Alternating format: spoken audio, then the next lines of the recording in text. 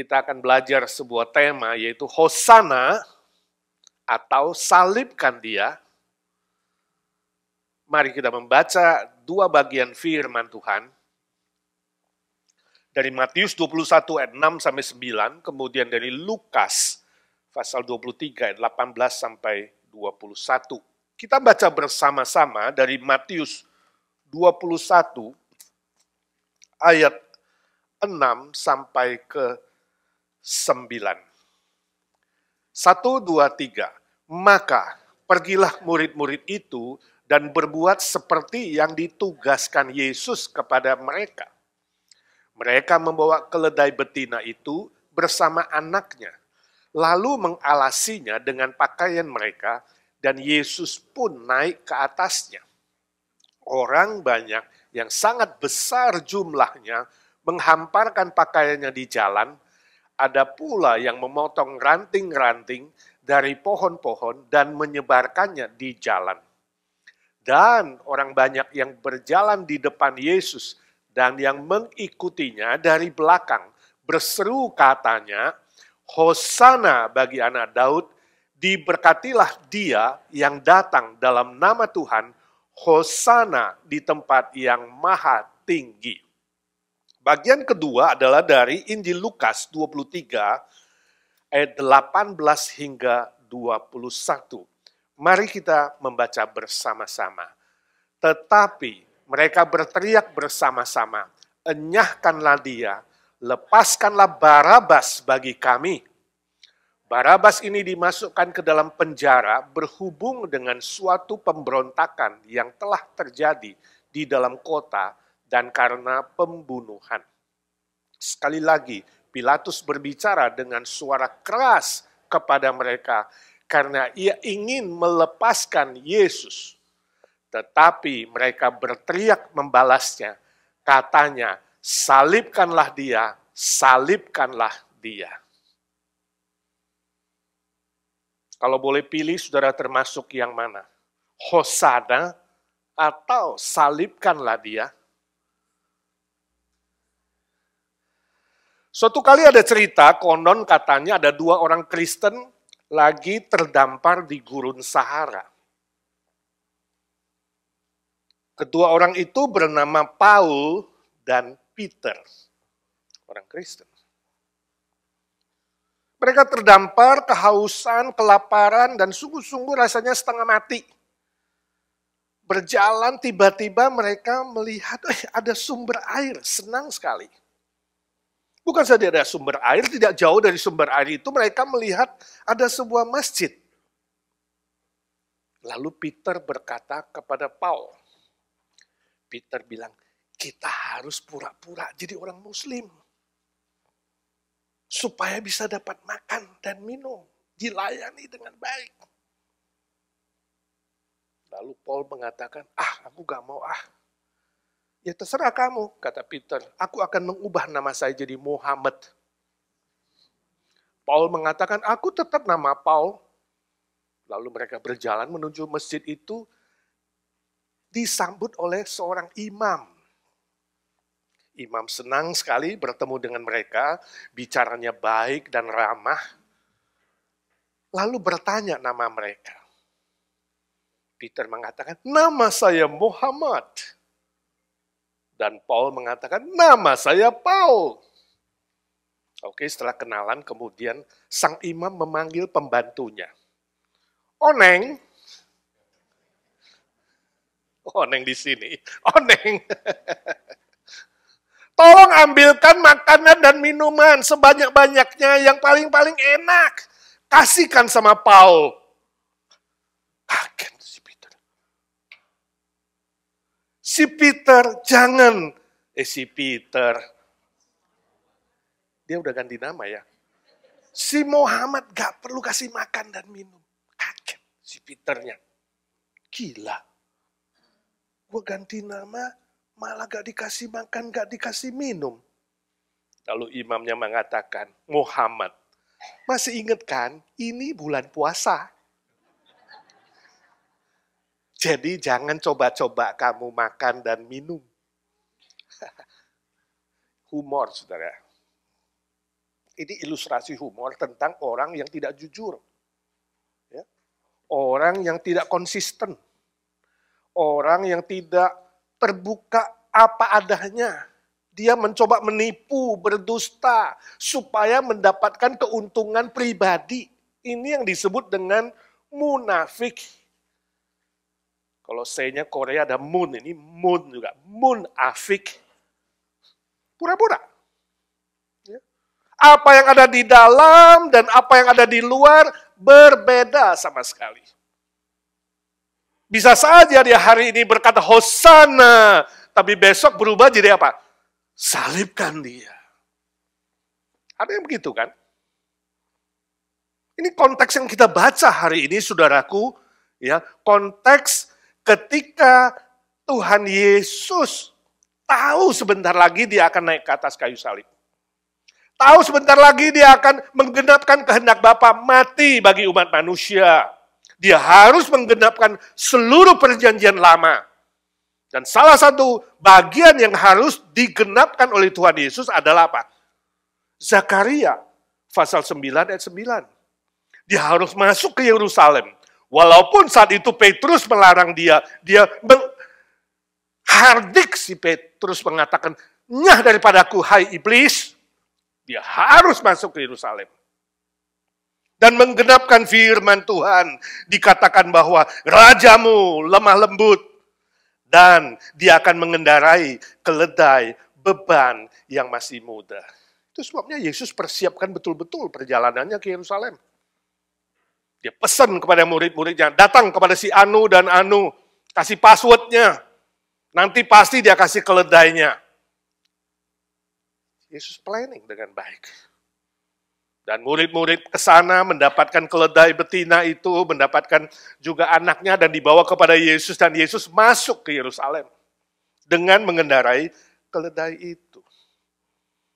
Itu yang dikatakan tadi dalam Mazmur, dalam Matius 20 ayat 5. Orang-orang Yahudi sangat jelas bahwa kelak Mesias akan datang sebagai raja segala raja. Mereka tahu jelas. Orang Yahudi tahu jelas nubuat perjanjian lama. Bahwa Mesias itu rendah hati, mengendarai keledai bukan kuda. Dan dia akan masuk ke Yerusalem. Simbol keselamatan yang sejati. Simbol dia bukan raja yang berbau politis dan militer. Tetapi dia adalah raja segala raja yang menggenapkan keselamatan bagi umat manusia. Itu sebabnya tadi kita baca. Orang-orang Yahudi langsung respon dengan sukacita, respon dengan baik dan benar. Ayat 8 dan 9 tadi, mereka mengalaskan pakaian di jalanan, memotong ranting-ranting palem, dan kemudian mulai bersorak-sorai, Hosana, Hosana, Hosana bagi Raja segala raja. Anak Daud yang maha tinggi itu penggenapan Mesias. Yesus tidak menolaknya, Yesus menerimanya. Orang-orang Farisi dan orang-orang ahli Taurat yang munafik itu kemudian tidak suka dan menegur. Kalau saudara membaca di Injil Lukas, kita bandingkan Lukas 19, mereka menegur orang-orang Yahudi yang lain, masyarakat luas untuk diam, jangan berteriak. Tapi Yesus berkata, kalau mereka ini diam, maka batu-batu itu akan berteriak. Oh, ternyata rakyat banyak tidak takut dengan ancaman dari orang Farisi dan ahli Taurat. Mereka tidak gentar.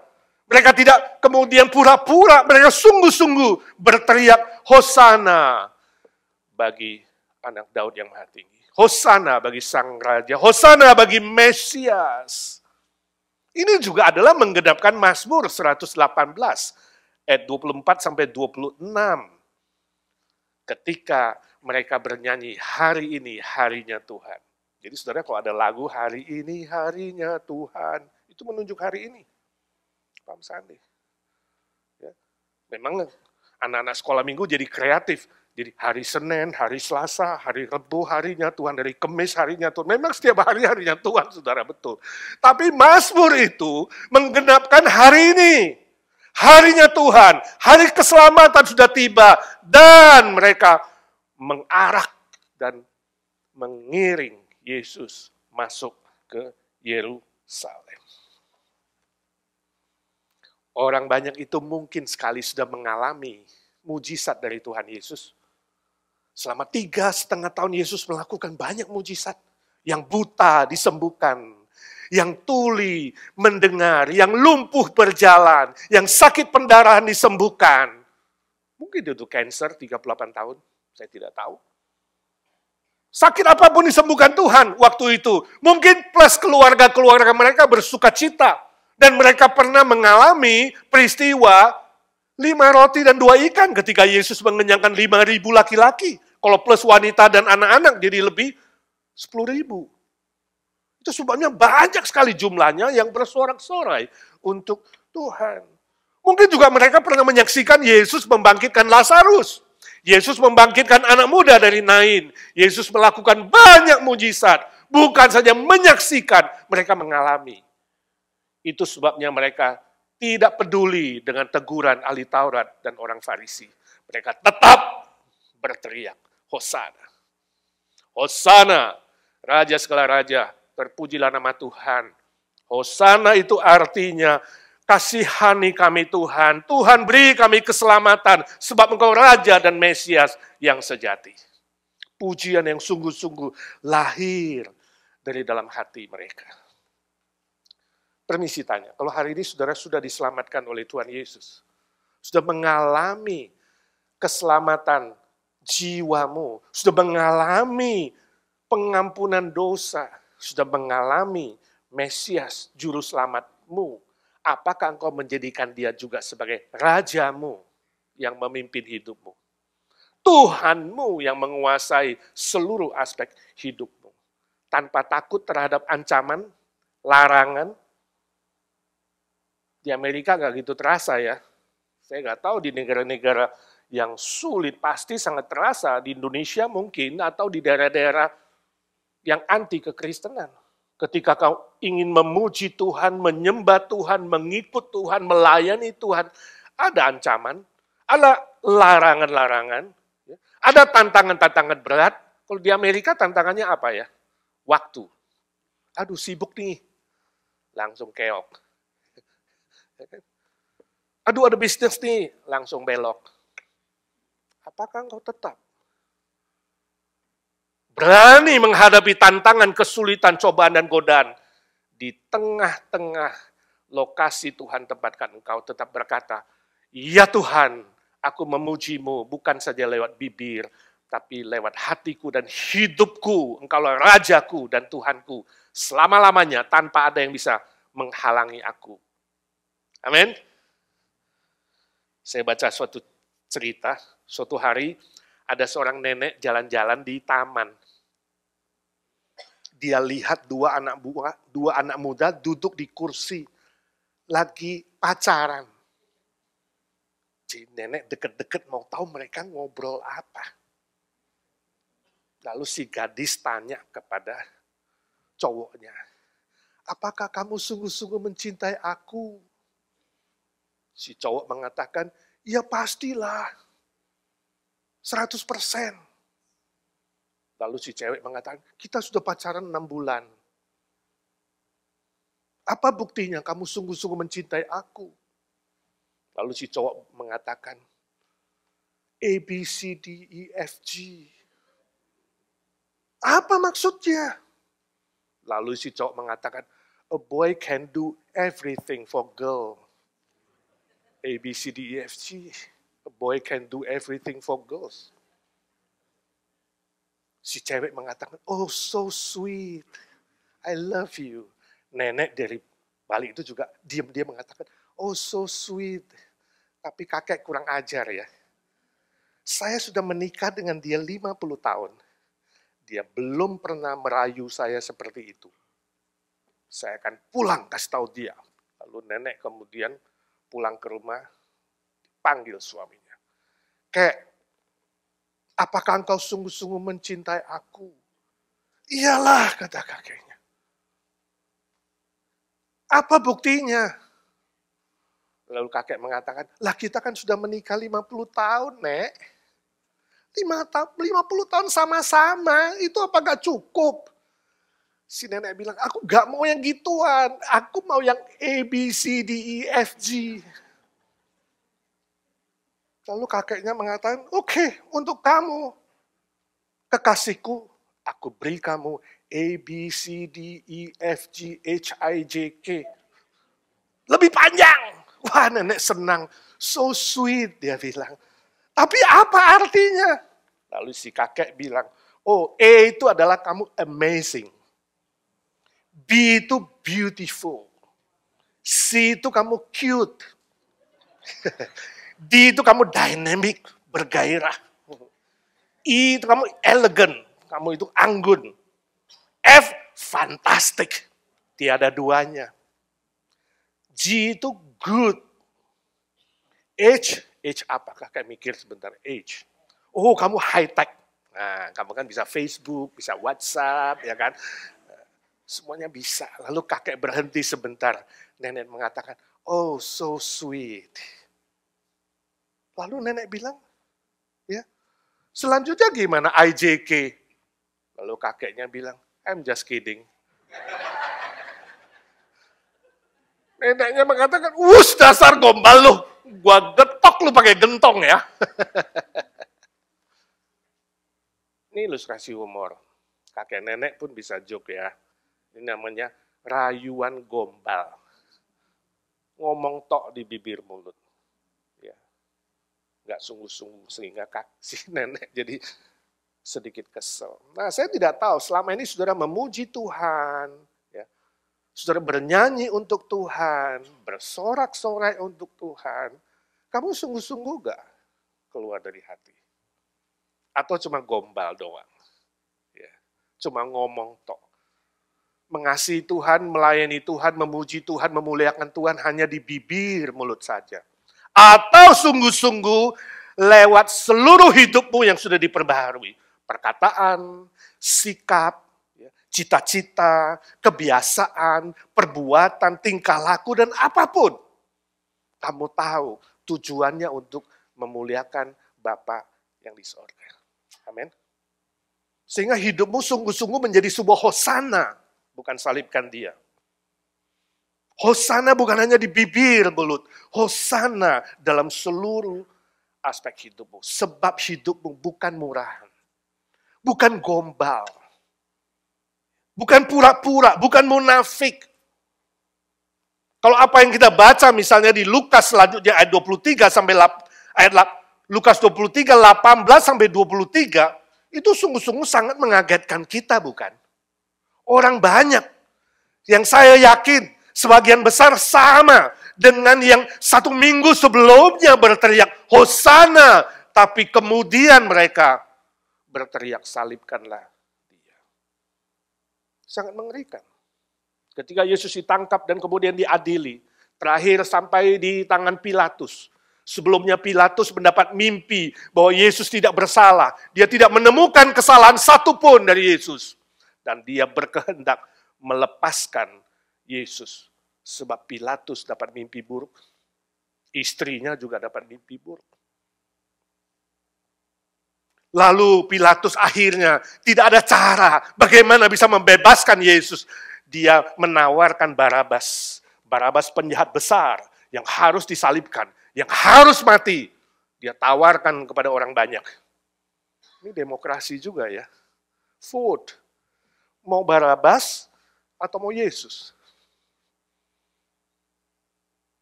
Saya minta kamu pilih, kata Pilatus. Tapi kemudian orang banyak berteriak, salibkanlah dia.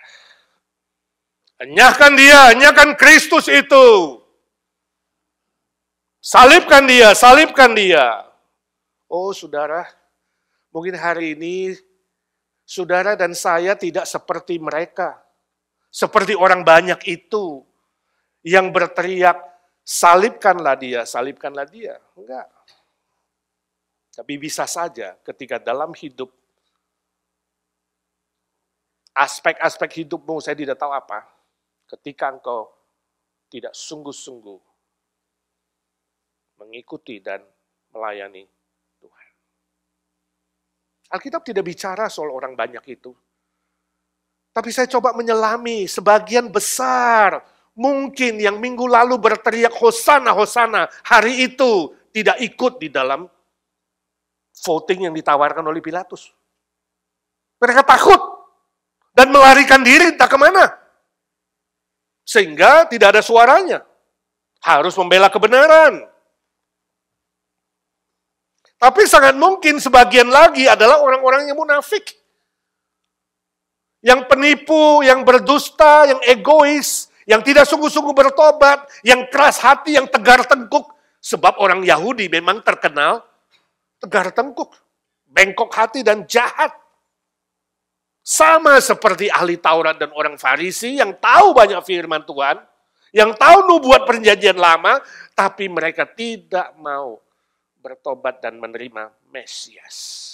Tidak heran kalau minggu lalu berteriak Hosana, hari ini berteriak salibkan dia. Salibkan dia. Saya tidak tahu hidup saudara. Apakah engkau memuji Tuhan hanya di gereja? Ketika gereja tiba-tiba kamu seperti malaikat yang memuji Tuhan, ya, bersyukur, nyanyinya indah, ngomongnya halus, ramah, baik, keluar dari pintu gereja lain lagi, saudara.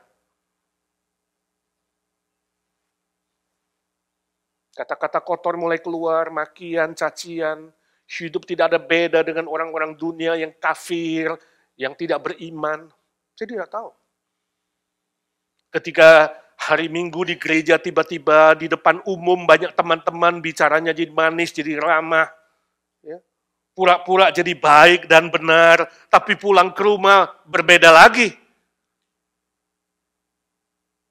Istri mungkin dimaki, dibentak, ada yang dipukul, atau sebaliknya, saudara jadi istri tukang pukul suami. Bisa terjadi. Tapi di gereja, puji Tuhan, haleluya. Sampai rumah, halelupa. Lupa. Di gereja Hosana, di rumah salibkanlah dia. Walaupun kamu tidak berteriak. Tapi dari praktek hidup. Perkataan, perbuatan, tingkah laku, sikap, cita-cita, dan apapun yang kamu lakukan, ketika kamu tidak mencerminkan kebenaran firman Tuhan, ketika engkau tidak mencerminkan seseorang yang sudah diselamatkan Tuhan, bertobat dari hidup yang lama, sebenarnya kamu sedang berteriak, salibkanlah dia, salibkanlah dia. Kristus seperti disalib ulang. Mohon belas kasihan Tuhan, supaya saudara dan saya selalu diperbaharui. Tiap hari diperbaharui, kita belum sempurna. Kita masih ada dalam proses sanctification, pengudusan belum sempurna. Mohon Tuhan memperbaharui setiap hari, sampai bertemu dengan Tuhan, disempurnakan. Itulah proses pemuliaan, glorification. Amin. Dibanding 2 tahun lalu, saudara lebih baik dan lebih benar. Coba pikirkan itu. Dibandingkan sebelum COVID dan sesudah COVID gimana? Lebih benar gak? Atau udah lupa? Iya, waktu COVID betapa rajinnya aku ya, memuji Tuhan 10 jam sehari. Renungan pagi tiap hari, you know. Karena gak bisa kemana-mana. Keliling YouTube. Sekarang sudah tidak ada COVID. Ruben masih baca renungan pagi gak ya? Entah tuh, gue juga gak tahu. Udah lupa. Bisa saja terjadi. Perubahan lebih baik atau lebih tidak baik? Saudara pengen balik ke COVID gak? Saya baca satu cerita, ada suatu hari seorang anak SMA namanya Ita. Ita ini orangnya cakep, tapi juga iseng, centil gitu ya. Suka ngeledekin orang. Lalu dia pengen mendapat sebuah kalimat khusus dari dia baca, dari cerita mana, dia pengen tes temannya. Lalu suatu hari dia berkata kepada temannya, dia telepon, "Hei Rina, temanku," kata si Ita. "Aku mau kasih tahu kamu ya, sesungguhnya aku sudah tahu semuanya tentang kamu." Langsung Rina kaget. Rina bilang, "Ta, kamu jangan cerita-cerita ya sama si Dewi. bahwa aku itu pacaran sama cowoknya. Ntar gue kasih kamu voucher deh, ada makanan enak nih di restoran mahal. Sorry ya, gue cuma bisa kasih voucher. Oke nggak? Kata Ita, oke lah gak apa-apa. Dia tutup telepon, oh berhasil. Dia bilang. Lumayan dapat voucher. Sekarang gue mau tes kakak gue. Lalu dia ke kamar kakaknya. Kak Dewa, terus terang aku sudah tahu semuanya. Ternyata begitu ya. Lalu Dewanya kaget kakaknya. Aduh jangan kasih tahu papi ya. Aduh, gue baru coba narkoba 2 kali nih. Kamu sudah tahu. Ntar gue pinjamin kamu mobil deh. Ini kunci mobil gue pinjemin. Dan gue kasih uang bensin. Jangan cerita ya. Kita senang ya. Ternyata kalimat itu mujarab juga. Dia dapat mobil, dapat bensin. Tapi hatinya sedih, gila. Ternyata kakak gue narkoba. Sedikit sedih dia ya. Lalu dia keluar dari kamar kakaknya, lihat papanya pulang. Papi, gue mau ngomong nih papi. Papinya mengatakan, sibuk, gue gak ada waktu untuk kamu. Papi ini penting. Terus terang papi, gue udah tahu semuanya. Papinya kaget. Lalu ambil telepon seseorang. Sudah telepon, dia bilang sama anaknya, nih kredit card kamu yang minggu lalu saya blok, sekarang saya sudah buka lagi, kamu bisa pakai. Nah, tapi jangan bilang mami ya, bahwa papi itu ada main sama Bi Ija. Kaget dia. Gila, ternyata papi gue menduakan mami. Gila, dia main sama Bi Ija. Dia sedih, dia menangis. Dia keluar rumah. Waktu keluar rumah, dia lihat itu Bang Amin lagi bersihin mobil. Dia pikir ini pasti Bang Amin tahu soal si papi dan Bija. Nggak cerita-cerita sama gue. Gue mau kerjain dia juga. Pak Amin, terus terang, gue udah tahu semuanya. Langsung Pak Amin menangis. Lalu berkata, Nak, ternyata akhirnya kamu tahu juga. Panggil aku papi.